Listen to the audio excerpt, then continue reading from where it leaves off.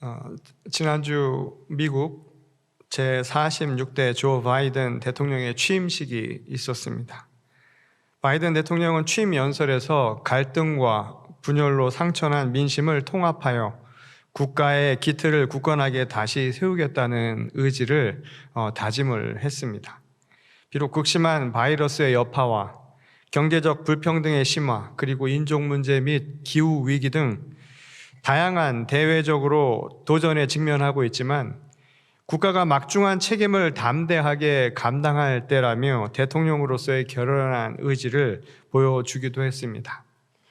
세계 유일의 초강대국인 미국이 새로운 리더십을 통해서 본연의 품격과 역할을 회복하고 팬데믹으로 잔뜩 움츠러들어 어려움을 겪고 있는 이 시대의 꿈과 희망을 다시 제시해 줄 수 있기를 기대해 봅니다.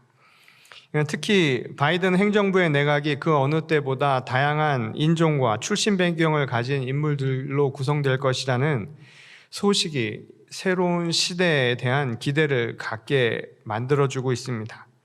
취임식에서 함께 선서를 한 첫 유색 인종이자 여성 부통령인 카멜라 해리스를 보면서 저는 변화의 바람을 느끼게 되었습니다. 아마 그것은 많은 분들도 마찬가지였으리라 생각을 해봅니다. 흑인이면서 아시아계로 알려진 해리스를 보니까 저는 한국계 지도자도 멀지 않은 미래에 반드시 나타날 것이다. 그런 꿈이 결코 환상이나 망상이 아닐 것이라는 소망을 갖게 되었습니다. 그런 점에서 우리 이민 공동체도 아브라함과 여호수아처럼 새로운 거주지에서 꿈을 이루는 훌륭한 지도자를 길러내기 위해 노력을 아끼지 말아야겠다는 그런 다짐을 하게 됩니다. 우리 교회의 목표가 여러분 무엇인지 잘 아시지요? 주보를 보시면 아실 겁니다. 사람을 키우는 교회입니다. 저는 그 말을 읽을 때마다 정말 가슴 벅찬 목표라는 생각을 한두 번 한 것이 아닙니다. 그날이 올 것을 생각하면 벌써부터 가슴이 설레오는 것을 느낄 수가 있습니다. 게다가 우리가 속한 연합감리교회의 목회의 사명이 세상을 변화시키는 그리스도의 제자를 만드는 일입니다. 그러니까 우리가 주님의 가르침을 따라서 세상을 변화시키는 자랑스러운 지도자를 길러내는 막중한 책무를 지고 있다는 사실을 우리는 한순간도 잊어서는 안 된다는 것입니다. 저는 지금 우리가 그 일을 위해 함께 꿈꿔야 할 때라고 믿습니다. 그리고 막연한 꿈이 아니라 그 꿈을 실현하기 위해 실질적인 노력을 게을리하지 말아야 한다는 생각을 해봅니다. 우리의 다음 세대들이 세상을 변화시키는 꿈을 꿀 수 있도록 아낌없이 우리가 줄 수 있는 것은 나누어 줘야 한다는 것이죠. 그 꿈이 헛된 망상으로 그치지 않기 위해서 우리부터 변화를 두려워해서는 안 된다는 겁니다. 말로만이 아니라 우리가 가진 낡은 생각이 있다면 과감히 그 틀을 벗어버려야 하고 새로운 시대를 향한 장기적인 안목을 가지고 함께 꿈을 꿀 수 있는 공동체를 만들어 가야 한다는 것이죠. 사실 제가 어릴 때만 해도 한국에서 어린아이들에게 네 꿈이 뭐냐? 라고 물으면 대통령이요 라고 대답을 했던 시절이 있었습니다. 물론 비현실적인 꿈이라는 것은 걔 말고는 다 알고 있다 하더라도 모두가 그 녀석 참 대견하다며 응원해주곤 했던 기억이 납니다. 꼭 대통령이 아니더라도 뭐가 되든 세상 사람들을 위해서 일할 것이라고 야무지게 대답하는 아이들을 보면서 흐뭇한 미소를 짓던 그런 시절이었습니다. 그런데 요즘은 아이들에게 내 꿈이 뭐냐라고 물으면 상당수가 잘 몰라요. 아니면 생각 안 해봤다라고 대답하는 경우가 참 많습니다. 모두가 다 비현실적인 꿈만 꾸어도 문제가 되겠지만 그렇다고 아예 꿈조차 꾸지 않는 것, 그리고 꿈조차 꿀 수 없을 만큼 각박한 현실을 살고 있다는 사실은 정말 불행한 일이 아닐 수 없는 것이지요. 꿈꾸는 자와 꿈을 잃어버린 자가 맞이하게 될 현실은 똑같은 것이 되지 않을 가능성이 굉장히 큽니다. 꿈꾸는 이에게 직면한 현실은 변화되어야 할 대상이 될 수 있지만 꿈을 잃어버린 이에게는 그저 적응해야 할 과제일 수 있기 때문입니다. 세상을 변화시킬 비전을 가진 사람과 세상의 요구에 적응하기에 급급한 사람이 가진 공통점이라고는 같이 24시간을 숨쉬며 산다는 것 말고는 없을 수도 있다는 것이죠. 그것은 꿈을 통해 기적처럼 단번에 삶이 변화될 것이라는 환상 같은 기대 때문이 아닙니다. 적어도 꿈은 세상을 달리 볼 기회를 주고 그에 따라 주어진 현실을 변화시켜 나갈 동기부여를 제공해 주기 때문이라는 것입니다. 믿음도 마찬가지죠. 예수님께서도 그 믿음에 대해서 우리에게 이렇게 일러 가르쳐 주신 바 있습니다. 마가복음 11장 23절에서 24절을 보면 예수께서 이런 말씀을 하신 바 있죠.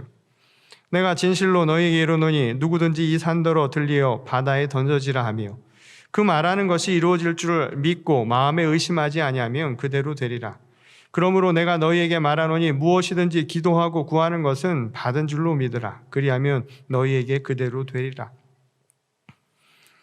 이 산을 들어 바다에 던진다는 이야기가 참 황당하게 들릴 수도 있을지 모르겠습니다.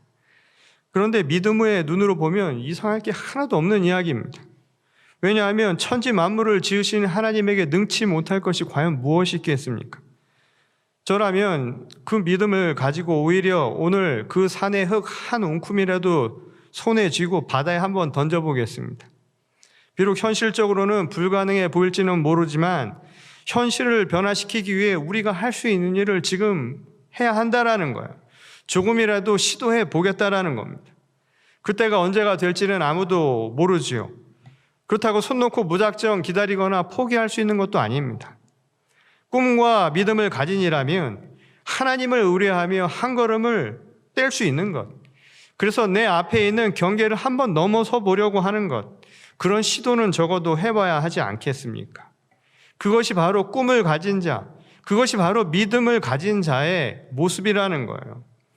오늘 본문 말씀은 이러한 믿음을 가진 자, 꿈을 가진 자의 모습을 잘 알려주는 이야기를 우리에게 보여주지요.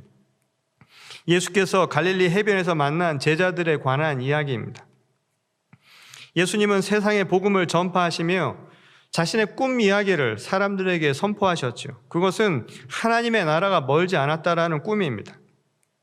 그리고 그 꿈을 함께 이루어갈 동지를 찾아가셨죠.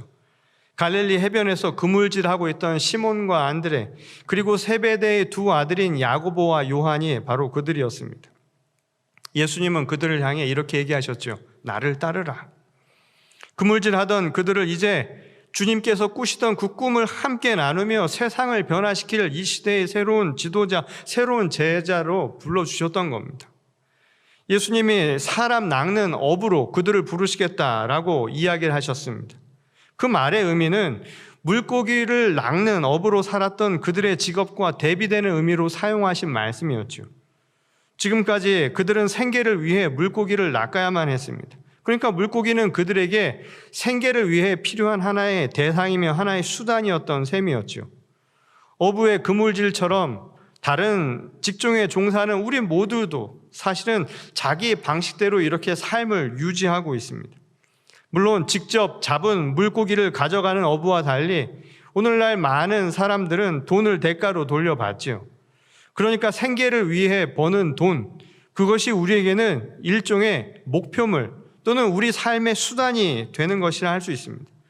이 반면에 예수님은 부르심을 받은 제자에게 이제 너희들이 해야 할 일의 궁극적인 수단과 목표는 무엇이냐면 사람에 있을 것이다 라고 이야기를 합니다. 하나님의 나라를 함께 꿈꾸며 이를 실현할 사람을 길러내는 것, 이게 바로 부르심의 궁극적인 이유라고 그들에게 말씀을 하셨다는 거예요. 그렇다고 이 말씀이 오늘날 저처럼, 다시 말해서 목회자처럼 그의 제자가 되는 것을 특정한 직종의 일로 한정해서 말씀하신 것은 아닙니다. 제자로 삼고자 하는 대상이 목회자들만이 아니라 우리 모두를 아우르고 있는 말이라는 것을 생각해 보면 알 수 있는 말씀이라는 거예요. 결국 예수님이 사람을 낚는 어부라고 말씀하신 이유는 결국 우리 한 사람 한 사람의 삶의 방향과 목적, 그것과 관련이 있는 말씀이라는 것을 알 수가 있지요. 어부처럼 많은 사람들이 생계를 위해 여러 일들을 할 수밖에 없습니다. 대부분 일을 하는 목적은 말 그대로 살아가기 위해서라고 할 수 있지요. 달리 말하면 삶이 목적이라는 거예요. 그런데 어느 순간 일의 목적이 뒤바뀌어 버리는 상황이 발생하지요. 벌어들이는 돈 자체가 일의 목표, 대상을 넘어서 목적으로 둔갑해 버리는 상황이 벌어진다는 거예요. 사람의 생명보다 돈이 모든 행위의 목적이 되는 역전 현상이 벌어지게 된다는 겁니다. 돈 때문에 사람도 죽이는 게 바로 현실 아닙니까? 그런 점에서 사람 낚는 어부가 되라고 하신 예수님의 말씀은 우리 삶의 진정한 목적이 무엇인가를 다시금 알려준 말씀이라는 것을 알 수가 있죠. 생계의 수단인 돈이나 물고기가 아니라 그것으로 살아가는 사람의 생명이에요. 하나님이 만드신 바로 그 생명 자체가 진정한 목적이 되어야 한다는 거예요. 따라서 물고기나 돈처럼 삶의 방편을 목적처럼 삼고 살아가는 만일 오늘 현실이라면 그것은 오히려 변화시켜야 할 대상이라는 것을 우리에게 알려준 말씀이라는 겁니다. 그런 의미에서 예수께서 회개하라고 선포하신 이유가 여기 있다는 거예요. 회개의 본래 의미는 방향을 바꾼다라는 것이죠. 물고기를 목적으로 삼던 삶에서 이제 사람의 생명을 목적으로 삼는 삶으로 방향을 전환하라는 겁니다. 이게 바로 회개하라는 선포의 핵심이었다는 거예요. 하나님의 나라가 가까이 왔다는 것은 바로 이것을 준비하라는 말씀이라고 할 수 있다는 것이죠. 그것도 앉아서 맞이하는 게 아닙니다. 하나님의 나라를 이 땅 가운데 임하도록 행하라고 주님은 말씀하셨죠. 다시 말해서 보다 적극적으로 임하라고 우리에게 말씀하신 것입니다. 그러면 이 땅 가운데 이룰 하나님 나라의 모습이 뭐냐고 또 물을 수 있겠죠. 그것은 오늘 이 말씀에 나온 것처럼 생명을 살리는 세상이라는 거예요. 물고기나 돈이 목적이 아니라 생명 그 자체가 목적이 되는 세상, 그게 바로 하나님 나라의 모습이라는 겁니다. 그래서 모두가 영원한 생명을 꿈꾸며 사는 참된 세상을 누리는 거예요. 돈 때문에 사람의 생명조차도 앗아가는 그런 세상이 아니라 생명 자체가 목적이 되는 것, 그 모든 것보다 위에 설 수 있는 것, 그런 세상을 함께 만들어간다는 것이죠. 이와 같은 하나님 나라를 함께 꿈꾸며 실현할 수 있는 제자들을 바로 예수님은 찾고 계셨다는 겁니다. 지금 우리를 주님의 제자로 부르신 이유도 마찬가지라는 거예요. 함께 꿈꾸자고 하나님의 나라를 이 땅 가운데 함께 만들어 가기를 바로 그래서 우리를 초대하고 계신다는 거예요. 오늘 구약의 말씀에 나오는 요나도 똑같은 부르심을 받은 사람이었죠. 비록 적국이기는 하지만 하나님은 바로 요나를 통해서 니느웨 사람들에게도 회개하고 돌아와서 하나님의 나라를 이 땅 가운데 함께 만들어 가자라고 그렇게 초대를 해줬다는 겁니다. 그런데 처음엔 겁도 나고 마음도 내키지 않아서인지 요나는 니느웨와 정반대 방향으로 도망을 가버리고 말았습니다. 그러다 결국 물고기의 밥이 되는 신세가 되어버리죠. 이 동화 속 피노키오와 같은 믿기 어려운 이야기가 바로 등장하지 않습니까? 그런데 이 부분을 물고기 이야기가 아니라 사람 낚는 어부로 만드시겠다는 바로 예수님의 말씀을 적용해서 생각을 해보면 그 의미가 완전히 달라질 수 있다는 거예요. 물고기는 생계를 위해 필요한 하나의 수단이라고 바로 앞서서 이야기한 바 있습니다. 그런데 그 밥이 되었다, 요나가 그 밥이 되었다는 것은 결국 잡혀 먹힌 상태를 의미하지요. 그 말은 뭐냐면 수단이 삶의 궁극적인 목적처럼 둔갑할 만큼 자신의 삶 전체를 지배하게 되었다라는 거예요. 좀 더 이해를 쉽게 하기 위해서 물고기를 돈으로 한번 바꿔 볼까요? 사람이 돈에 먹혀버린 상태, 돈의 노예가 된 상태를 한번 생각해 보면 된다는 겁니다. 돈이 생명보다 강조될 만큼 탐욕적인 세상의 모습을 여러분 떠올려 보시기 바랍니다. 하나님의 말씀을 잃어버리고 타락에 빠져버린 니느웨의 모습이 바로 그와 똑같은 것이었죠. 물고기에 사로잡힌 요나의 모습과 똑같았다는 거예요. 그 모습은 어쩌면 오늘 우리 시대의 모습일 수도 있다는 겁니다. 그래서 하나님께서 우리에게 하나님의 나라가 멀지 않았으니 회개하라고 이야기하신 거예요. 바로 우리 삶의 목적이 바꿔야 된다는 겁니다. 물고기에 삼킨 바 되어서는 안 된다라는 거예요. 하나님의 말씀에 삼킨 바 되라고, 죄의 종이 될 것이 아니라 하나님의 종이 되어 살아가라고 우리를 부르셨다는 겁니다. 탐욕에 빠진 데에서 이제 하나님의 나라를 함께 꿈꾸자라고 제자로 우리 모두 한 사람 한 사람을 불러주신 사건이었다는 거예요. 그렇다면 이 꿈을 실현하기 위해 우리가 지금 해야 할 것이 과연 무엇입니까? 그것은 바로 그 부르심에 응당, 대답하고 따르는 거예요. 순종하는 것입니다. 어떻게 하는지는 그 모범을 오늘 예수님의 제자들이 잘 보여주고 있지요. 예수님의 부르심에 제자들이 한 것은 바로 던지던 그물을 버렸습니다. 그리고 타고 있던 배와 아버지도 남겨둔 채 예수님을 따라 나섰다는 거예요. 여기서 어부에게 그물은 없어서는 안 될 중요한 생계의 수단을 의미하죠. 그들이 남겨두고 떠난 배도 그들에게는 소유 재산일 뿐만 아니라 어부들에게는 삶의 터전과 같은 아주 중요한 것입니다. 아버지를 남겨두고 떠났다라는 것은 사사로운 인간관계도 정리했다라는 것을 의미하는 말씀이죠. 이것은 마치 하나님의 부르심에 본토 친척 아비집을 떠나 하나님이 지시한 그곳으로 갔다는 아브라함의 모습을 우리가 다시 한번 떠오르게 만들어주는 대목이기도 하지요. 하나님의 나라를 꿈꾸며 제자로서 행한 첫 행보의 시작은 바로 버림에 있었다라는 거예요. 흔히 기독교 신앙을 떠남과 버림의 종교라고 이야기합니다. 이 자신의 소유를 내려놓고 자신이 차지하고 있던 자리에서 벗어나는 신앙이 바로 기독교 신앙의 핵심이라는 것이죠. 엄밀하게 이야기하면 그 모든 것, 자기가 버린 것은 결국 다 자기 소유와 관련된 거잖아요. 그렇죠? 자기가 가졌던 것, 그리고 자기와 관련되어 있던 것들을 포기했다라는 겁니다. 그리고 하나님 중심으로 그 중심을 변화시켰다라는 거예요. 실제로 중세 카톨릭에서는 사제가 될 때 신앙의 서약을 하면서 세 가지 버림의 영성을 맹세했다고 하죠. 하나는 무소유, 그리고 두 번째는 동정, 세 번째는 순명입니다.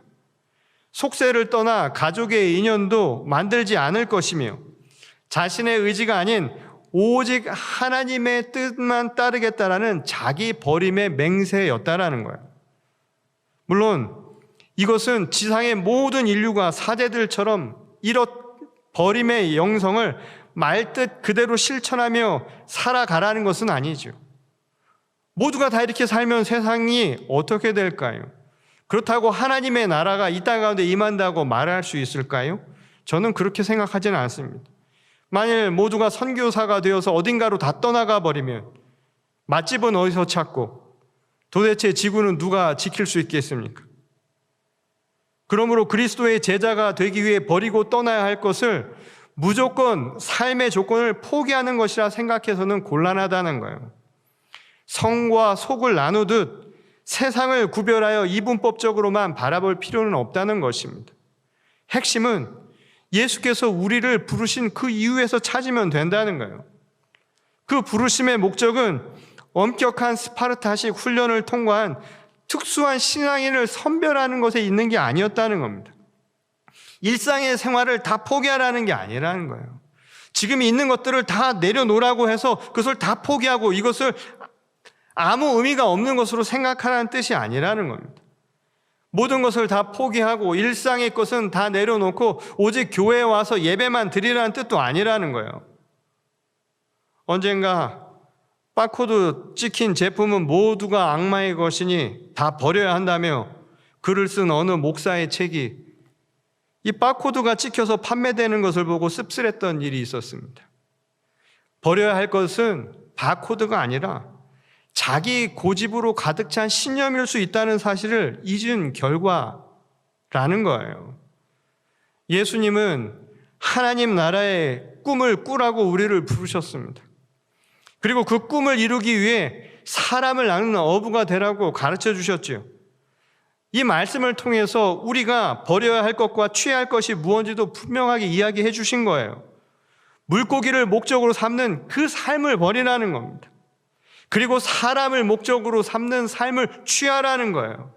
다시 말해서 회개는 우리 삶의 중심을 의미하는 것이지 어떤 것은 완전히 버리라는 것을 의미하는 게 결코 아니었다는 겁니다. 물고기는 무엇을 먹고 입고 마실까를 위해 필요한 우리 삶의 방편일 뿐이라는 거예요. 그것은 우리가 꿈꾸는 궁극적인 목적이 될 수 없다라는 겁니다. 하나님 나라와 그의 의를 꿈꾸는 것, 그것을 구하는 것만이 바로 우리에게 궁극적인 목적이 될 수 있다는 것을 주께서는 말씀해 주신 것이지요. 바로 하나님 나라, 그의 의를 구하는 것은 다른 것이 아니라 하나님 나라가 이 땅 가운데 임할 때 이루어질 그런 세상, 생명이 진정한 목적이 되는 세상을 만드는 것이라는 것을 우리에게 가르쳐 준 것이지요. 오늘 그 꿈을 함께 꾸어보자는 거예요. 꿈을 잃어버리고 살아가는 각박한 오늘 이 시대에 한번 생각해 보라고 우리를 부르고 있다는 겁니다. 그리스도인으로 여러분들을 부르는 것은 다른 것이 아니라 바로 그런 세상을 한번 만들어 보자는 거예요. 정말 살맛 나는 세상, 하나님이 주신 정말 참 사랑을 함께 나누며 살아가는 그런 세상을 우리에게 만들자고 초대하고 계신다는 겁니다. 그런 의미에서 오늘날 우리 시대에게 요청하는 버림의 영성은 아주 분명한 것이죠. 사람 낳는 어부가 되기 위해서 물고기에게 삼켜진 삶을 과감히 버리는 겁니다. 그것이 바로 하나님 나라의 꿈을 꾸기 위해 버려야 할 신앙인의 길임을 우리가 기억해야 한다는 겁니다. 바라기는 우리 모두가 함께 하나님 나라를 꿈꿀 수 있는 그런 세대가 될 수 있기를 바랍니다. 함께 꿈꿀 수 있는 신앙인이 될 수 있기를 바랍니다. 그리고 그 꿈을 통해서 새롭게 열어갈 시대를 위해 우리가 버려야 할 것을 과감히 버릴 줄 아는 그 버림의 영성을 실천하는 주님의 귀한 교회와 그리고 우리가 될 수 있기를 바랍니다. 그래서 이 시대에 하나님의 나라를 함께 꿈꾸고 함께 실현할 수 있는 이 시대의 진정한 요나가 될 수 있는 주님의 거룩한 교회와 주님의 거룩한 성도들이 될 수 있기를 주님의 이름으로 간절히 축원합니다. 우리 다 같이 기도하시겠습니다. 아버지 하나님, 감사를 드립니다. 우리를 주님의 거룩한 나라의 이름으로 불러주신 것에 저희도 응답하며 나갈 수 있게 하시니 감사를 드립니다. 이 땅에 사람을 낚는 어부로 저희를 부르셨으니 저희도 회개하며 물고기에 삼킨 바 된 자가 아니라 이제 사람을 낚는 어부의 모습으로 거듭날 수 있도록 저희를 변화시켜 주시옵소서. 이 땅을 우리가 함께 아름답게 갖고 나갈 수 있는 주님의 거룩한 교회와 성도가 되게 하여 주시옵소서. 여전히 세상에 물들어 살아가는 우리를 회개하며 기도합니다. 돈에 삼킨 되어 살아가고 있는 것은 아닌가 되돌아보게 하시고, 일에 삼킨 되어 살아가는 것은 아닌가 우리 자신의 삶을 다시 되돌아보게 하여 주시옵소서. 무엇이 우선이 되어야 하고 무엇이 먼저가 되어야 하는지를 깨닫는 저희 귀한 성도들의 삶이 되게 하여 주시옵소서. 날마다 하나님과 동행하기를 고백하고 결단하는 주의 거룩한 성도들, 그들의 삶을 이 시간 축복하시고 이 어려운 팬데믹 시기에도 하나님께서 지켜주셔서 이들이 끊임없이 흔들리지 않고 주와 동행할 수 있도록 주께서 함께 하실 줄 믿사오며 거룩하신 우리 주 예수 그리스도의 이름으로 간절히 기도드렸습니다. 아멘.